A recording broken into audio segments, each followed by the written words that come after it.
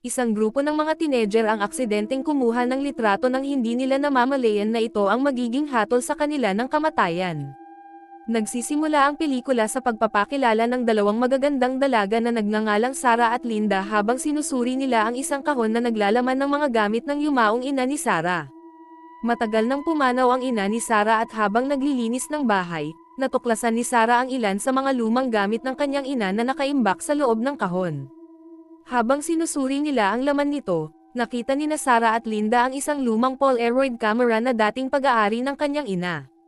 Lumalabas na ang kamera ay ginawa noong dekada 1970. Pagkatapos ay hiniling ni Sarah kay Linda na kunan siya ng litrato sa loob ng lumang kwarto ng kanyang ina gamit ang Polaroid camera.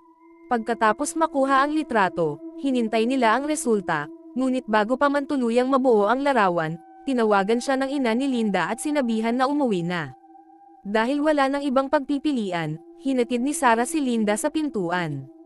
Ilang sandali matapos umalis si Linda, nakarinig si Sarah ng kakaibang mga ingay mula sa itaas.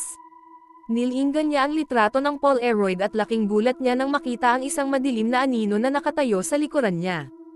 Hindi nagtagal, biglang namatay ang kuryente, na ikinatakot ni Sarah.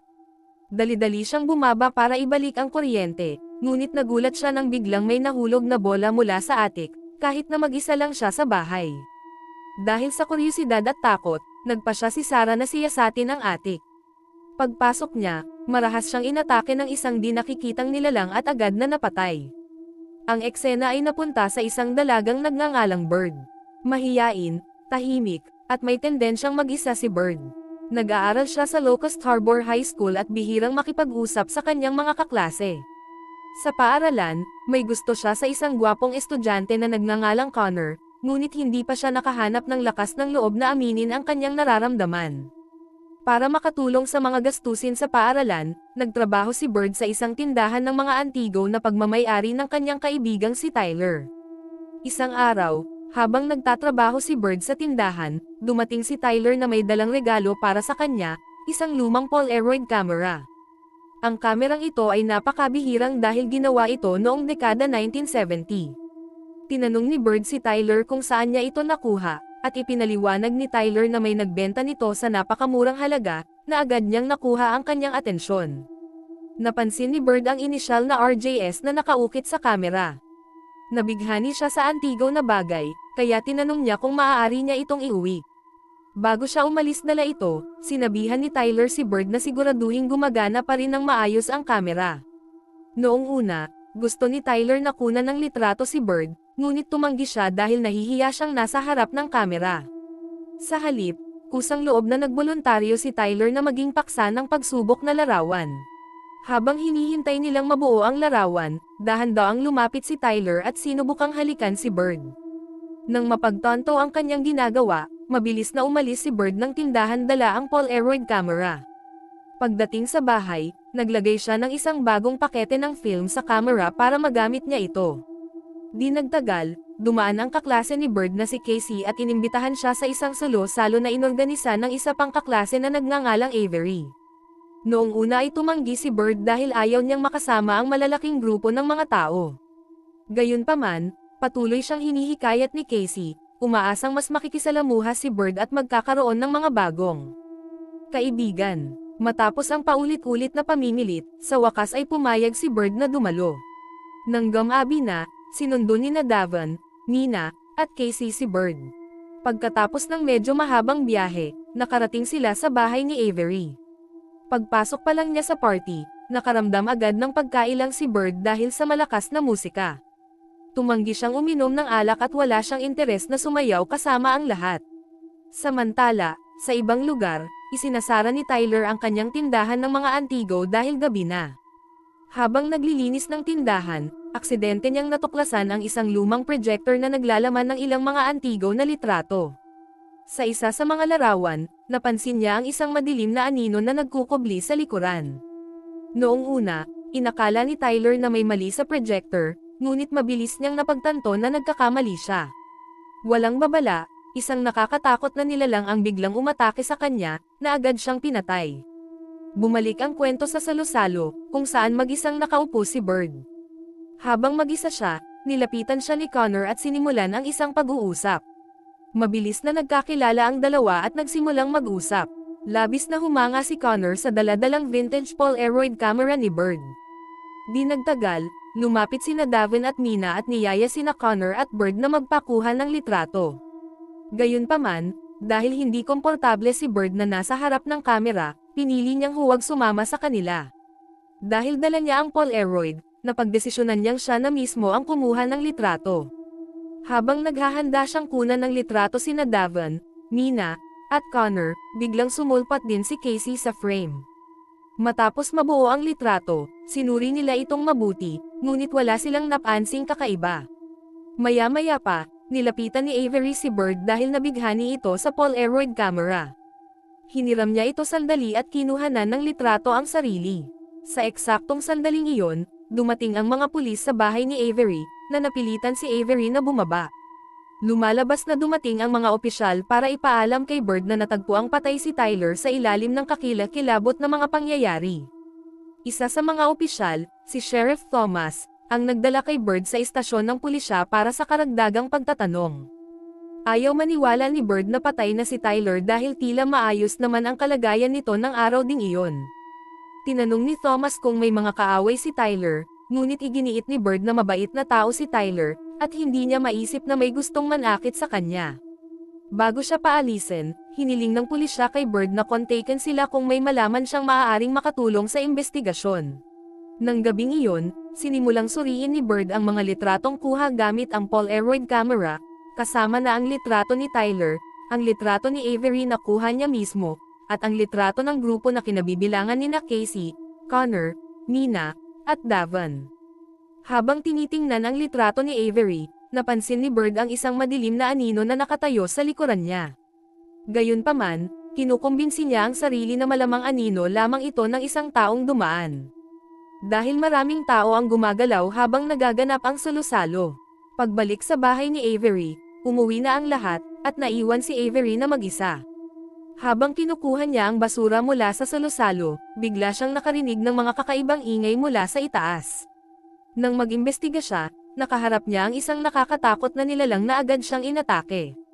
Dahil sa pagsalakay, namatay si Avery, at nakabaluktot ang ulo. Kinaumagahan, nakatanggap si Bird ng tawag mula kay Casey na nagsasabing namatay si Avery sa sarili niyang tahanan. Ayon sa pulisya, di umano'y nahulog si Avery sa hagdan, na nagdulot ng nakamamatay na pinsala sa kanyang leeg. Matapos marinig ang balita, muling tiningnan ni Bird ang larawan ni Avery sa Polaroid, at nagulat ng matuklasan na nawala na ang madilim na anino. Ang mas nakakagulat pa, ang anino ay kahit papaano ay lumipat sa larawan ng grupo kung saan naruroon ang kanyang mga kaibigan. Dahil sa takot sa kanyang nakita, inihagis ni Bird ang kamera dahil sa pagkadismaya, ngunit tila may di nakikitang puwersang nagpoprotekta dito, dahil hindi masisira ang Polaroid camera kahit anong gawin niya. Nang mapagtanto niyang may malubhang problema, agad na pumunta si Bird sa paaralan upang makipagkita sa kanyang mga kaibigan. Ipinakita niya sa kanila ang tatlong magkakaibang litrato, ang litrato ni Tyler, ang litrato ni Avery, at ang litrato ng grupo, na naglalaman ng mga larawan ni Casey, Connor, Mina, at Davin. Ipinaliwanag ni Bird na ang madilim na anino ay orihinal na lumitaw sa larawan ni Tyler.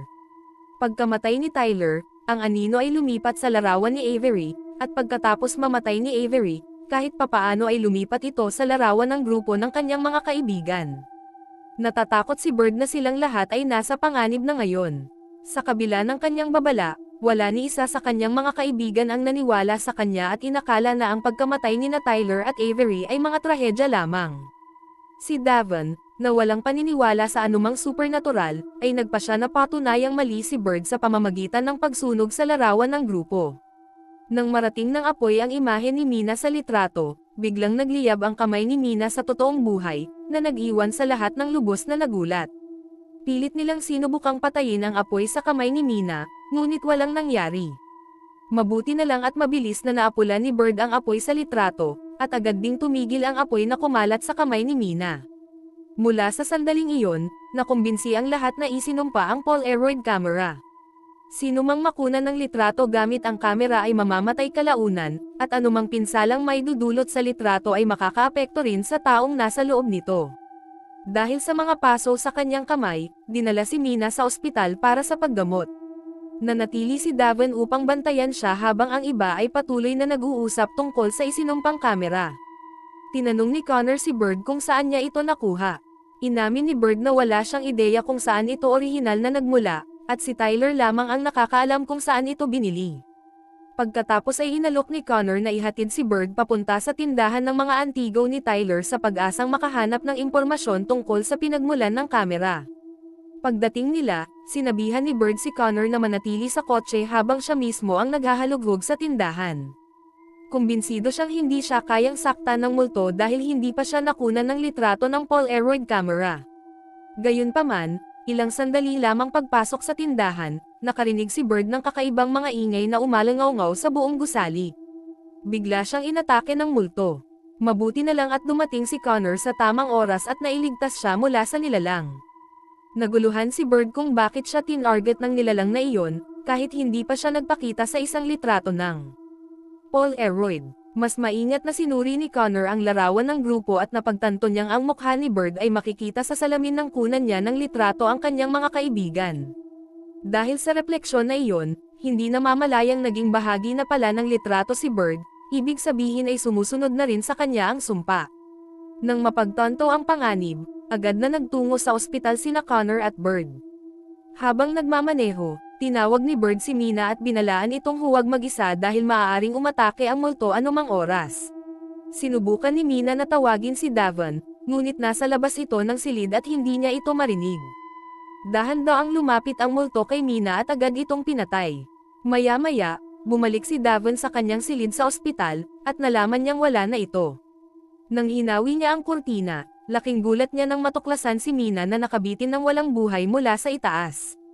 Agad na sinimulan ng pulisya ang pagsisiyasat sa pagkamatay ni Mina. Sinubukan ni Davon na ipaliwanag na si Mina ay pinatay ng sumpa ng Polaroid camera, ngunit tumanggi ang mga opisyal na maniwala sa kanya.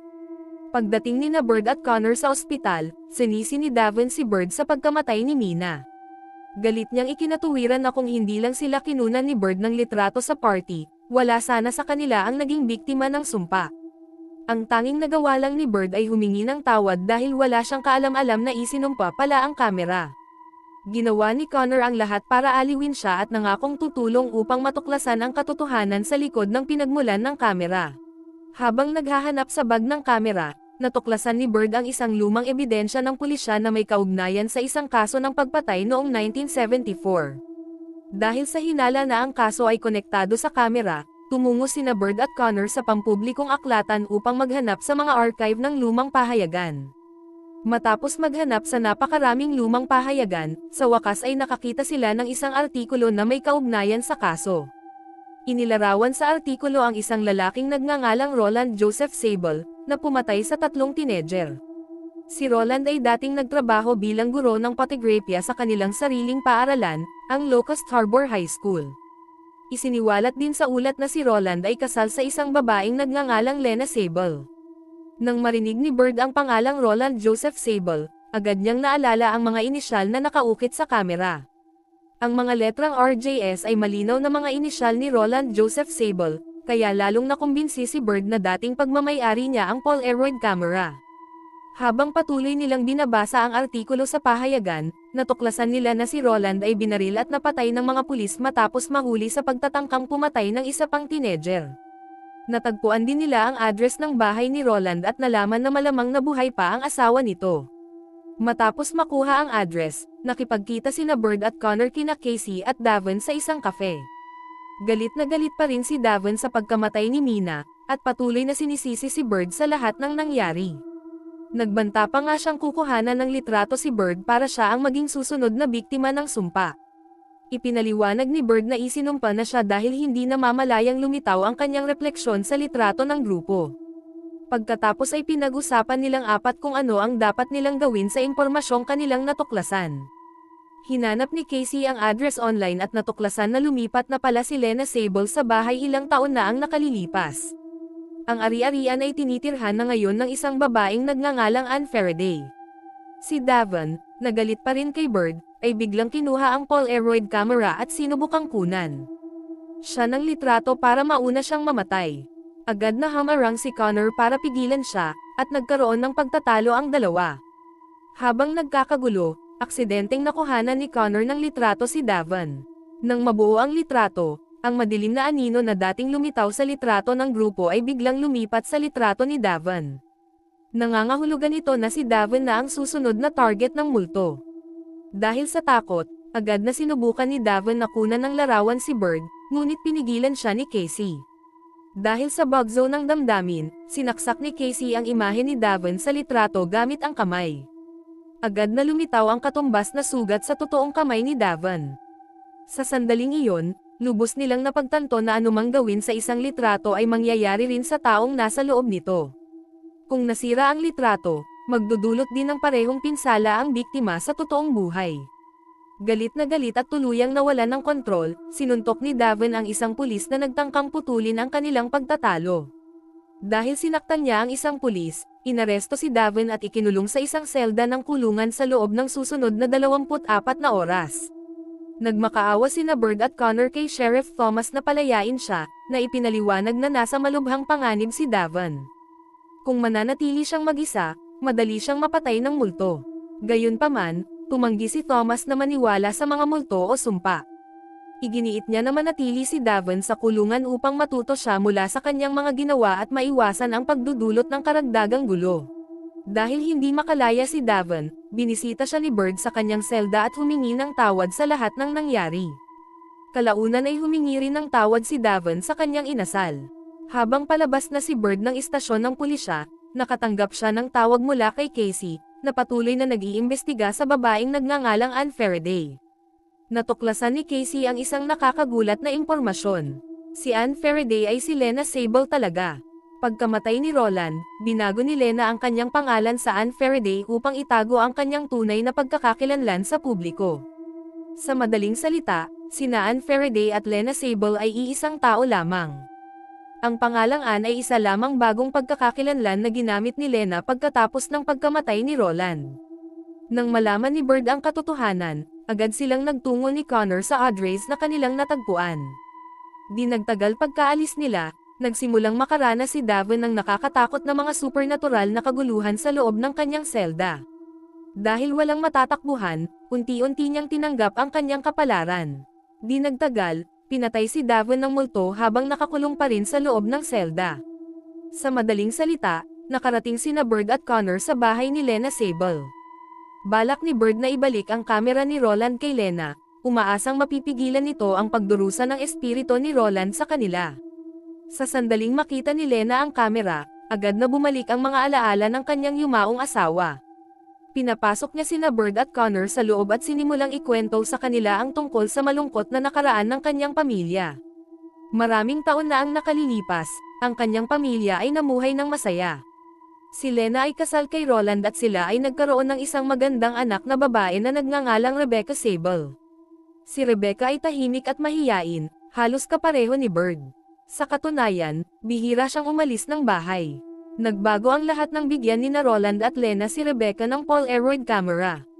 Matapos matanggap ang camera, paunti ng paunti ang oras na ginugugol ni Rebecca sa bahay. Palagi siyang gumagala at kumukuha ng mga litrato ng anumang bagay na interesado siya. Dinadala pa niya ang kamera sa paaralan araw-araw, na para bang hindi siya mabubuhay kung wala ito. Dahil lagi niyang dala ang kamera, marami sa kanyang mga kaklase ang nagsimulang makakita sa kanya bilang kakaiba. Isang gabi, 4 na teenager ang humikayat kay Rebecca na sumama sa kanila sa isang party. Noong una, tumanggi siya, ngunit matapos paulit-ulit na pilitin, pumayag din siya kalaunan. Pagdating niya sa party, si Rebecca ang naging tampulan ng malupit na kahihiyan. Kinukutsa siya ng kanyang mga kaklase at ang ilan sa kanila ay gumamit pa ng sarili niyang kamera upang kumuha ng mga hindi naaangkop na litrato niya habang siya ay hubad. Ang mga nakakahiyang larawang iyon ay kumalat sa buong paaralan, na nagbigay daan sa lahat na makita ang mga ito. Dahil hindi natiis ang kahihiyan, kalaunan ay nagpakamatay si Rebecca sa harap ng kanyang tahanan. Ipinakita ng mga pulis ang mga litrato kay Roland kalaunan. Nang makita ang nangyari sa kanyang anak na babae, napuno siya ng matinding galit at puot sa apat na teenager na responsable. Determinadong ipaghiganti ang pagkamatay ni Rebecca, sinimulan ni Roland na tugisin sila isa-isa. Nagawa niyang hulihin at brutal na patayin ang tatlo sa kanila. Gayunpaman, nang tangkain niyang patayin ang pang-apat na binatilyo, dumating ang mga pulis at namagitan. Dahil wala nang ibang magawa, nagpaputok ang mga opisyal upang pigilan si Roland sa pananakit sa binatilyo. Namatay si Roland habang hawak pa rin ang Polaroid camera, sa pamamagitan ng pagpaparusa sa apat na batang iyon dahil sa kanilang kalupitan. Matapos ibunyag ang kalunos-lunos na kasaysayan ng kanyang pamilya, ipinakita ni Lena kina Bird at Connor ang isang litrato ng nag-iisang binatilyo na nakaligtas sa paghihiganti ni Roland. Hiniling niya kay Bird na hanapin ang lalaking iyon at tapusin ang sinimulan ni Roland. Nakumbinsi si Bird na kung mahahanap niya ito at mapapatay, maaaring matapos na ang sumpa. Agad niyang tinawagan si Casey at sinabihan itong magkita sila sa kanilang paaralan. Pagkatapos ay nagmadali sina Bird at Connor papuntang Locust Harbor High School at nagsimulang maghanap sa mga record ng mga estudyante mula 1974. Maingat nilang sinuri ang mga dokumento hanggang sa tuluyan nilang matuklasan ang pagkakakilanlan ng nakaligtas na binatilyo. Laking gulat nila nang ang taong iyon ay si Sheriff Thomas pala. Hindi sila makapaniwala. Sa mismong sandaling iyon, biglang lumitaw si Thomas sa likuran nila kasama si Casey. Nagsimulang pag-usapan ng grupo ang pamilyang Sable at lahat ng kanilang natutunan. Tinanong sila ni Thomas kung ano ang ikinwento sa kanila ni Lena tungkol sa kanya at sa kanyang tatlong kaibigan. Ipinaliwanag ni Bird na inakusahan ni Lena si Thomas at ang kanyang mga kaibigan ng pagpapahiya at pang-aabuso kay Rebecca Sable. Nang marinig ito, natigilan si Thomas at agad na sinabing ang kwento ni Lena ay ganap na kasinungalingan. Dahan-daang inilabas ni Bird ang Polaroid camera at naisip ang kunan ng litrato si Thomas. Gayunpaman, nang dumating ang sandali, hindi niya talaga magawa. Dahil hindi magawa ni Bird, biglang kinuha ni Connor ang kamera at kinuhanan ng litrato si Thomas bago ito ibinagsak ni Thomas sa sahig. Dahil sawang-sawa na sa lahat ng nangyayari, sa wakas ay isiniwalat ni Thomas ang nakakagulat na katotohanan tungkol kay Rebecca Sable. Ayon sa kanya, siya at ang kanyang tatlong kaibigan ay talagang sinusubukang protektahan si Rebecca mula sa pang-aabusong ginawa ng kanyang sariling ama na si Roland. Si Roland ang kumuha ng mga hindi naaangkop na litrato ni Rebecca habang ito ay hubad. Nang matuklasan ni Thomas at ng kanyang mga kaibigan ang nangyayari, pumunta sila sa bahay ni Rebecca at hinikayat itong ibigay ang mga litrato bilang ebidensya. Ang kanilang orihinal na plano ay isumbong si Roland sa pulisya. Gayunpaman, nalaman ni Roland ang kanilang balak at nagalit ng husto. Hinabol niya sila gamit ang kanyang sasakyan at isa-isang hinabol upang maiwasan ang kanilang paglalantad sa kanya. Brutal na pinatay ni Roland ang tatlong kaibigan ni Thomas bago pa man nila maiulat ang mga krimen. Si Thomas na lang ang nakaligtas. Nang sa wakas ay sinubukan din siyang patayin ni Roland, dumating ang mga pulis sa tamang oras at binaril si Roland habang dala pa rin niya ang Polaroid camera. Habang tumatagal, patuloy na lumalala ang kalagayan ng pag-iisip ni Rebecca. Nabalot siya ng guilt dahil napatay ang tatlong kaibigan ni Thomas habang sinusubukang tulungan siya. Gusto lang nila siyang iligtas, ngunit pinatay sila ni Roland dahil dito. Dahil hindi na makayanan ang guilt, kalaunan ay nagpakamatay si Rebecca. Ipinaliwanag ni Thomas na muling isinulat ni Lena ang kwento para magmukhang siya at ang kanyang mga kaibigan ang mga kontrabida. Sa kanyang palagay, pinoprotektahan lamang ni Lena ang kanyang asawa kahit na pagkatapos ng pagkamatay nito. Pagkatapos sabihin ni Thomas ang totoo, biglang lumitaw ang multo ni Roland sa loob ng paaralan at kinuhanan ng litrato si Thomas. Agad na pinunit ng multo ang litrato, dahilan para agad na mamatay si Thomas. Mabilis na inalis ni Connor ang atensyon sa multo ni Roland para pigilan ito sa paghabol kina Bird at Casey. Sa kasamaang palad, tila mas interesado ang multo kay Bird. Nagmadaling pumasok sina Bird at Casey sa banyo at binuksan ang mainit na tubig. Mabilis na napuno ng singaw ang silid, kaya nahirapan silang makita ng multo ni Roland. Dahil malubhang nasugatan si Casey, sinabihan siya ni Bird na manatiling nakatago sa banyo habang hinahanap niya si Connor. Di nagtagal, nagawa ni Bird na makipagkita muli sa kanya.